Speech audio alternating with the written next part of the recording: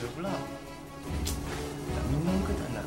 Kalau kau dahaga, kau minum je. Kena bagi tahu.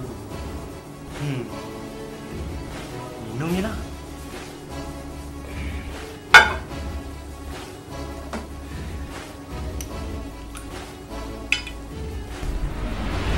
Kau yakin ke kau nak batalkan puasa kau ni? Dah setengah hari dah. Lagi berapa jam je? Rugi dia balik nanti. Dia apa ni tu?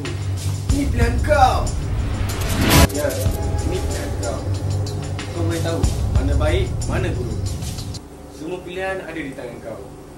Jadi, fikirlah baik-baik anak muda. Ayim, ingat ini pesan abang. Apa sahaja yang Ayim buat, memang orang lain tak akan nampak.